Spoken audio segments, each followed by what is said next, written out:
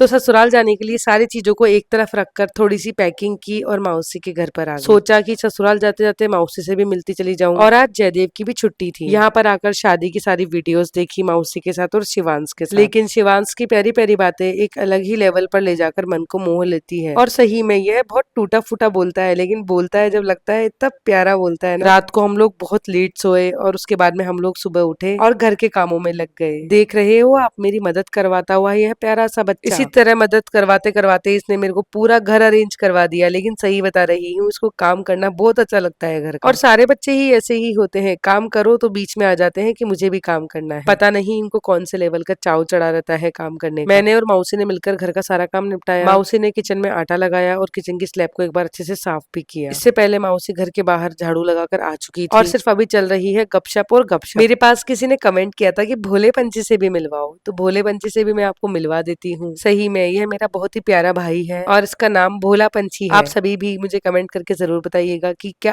आपकी फैमिली में भी आपके ऐसे कोई ब्रदर सिस्टर है जिनका आपने कुछ स्पेशल नाम निकाला हो। पूरे घर को अरेंज करके मैंने पूरे घर में झाड़ू लगाई और मौसी ने सारे घर में पोछा भी लगाया। लेकिन झाड़ू पोछा कितना ही कर लो, बच्चों का जो घर होता है ना, वो बार बार फैले ही जाता है। कुछ ऐसा ही हमारे घर में भी हो रहा था। मैं झाड़ू लगाई जा रही थी और शिवांश बार बार दूसरी झाड़ू से पूरे कचरे को एक तरफ वापस कर दे रहा था। सारा काम करके नहाकर मैं तैयार हुई, लेकिन मेरे पास आज कोई और ड्रेस नहीं थी, इसीलिए मैंने यह ड्रेस वापस पहन ली। नहाने के बाद थोड़ी देर भाभी के पास बैठी और उनसे बहुत सारी बातें की। मेरी भाभी तो बहुत अच्छी है, ऐसी बिल्कुल भी नहीं है जैसा लोग कहा करते हैं कि मेरी भाभी बहुत बुरी है। और अगर हम हमारी भाभीयों के साथ में अच्छा व्यवहार करेंगे तो हमारी भाभियां भी हमें बहुत प्यार से रखेंगी। लेकिन अगर हम ही अच्छा नहीं सोचेंगे तो फिर भाभियां कैसे अच्छा सोच सकती हैं। अपनी भाभी के बारे में कुछ भी सोचने से पहले एक बार सिर्फ यह सोच लिया करो कि आप भी किसी की भाभी लगते हैं। मैं तो भगवान से यही दुआ करती हूँ कि मेरी भाभी हमेशा खुश रहे। भाभी से बातें करके मैंने खाना खाया और आज बनी थी भिंडी की सब्जी और रोटी और साथ में एकदम पतली पतली छाछ जिसमें बहुत ज्यादा मात्रा में पानी मिला हुआ था और वो बिल्कुल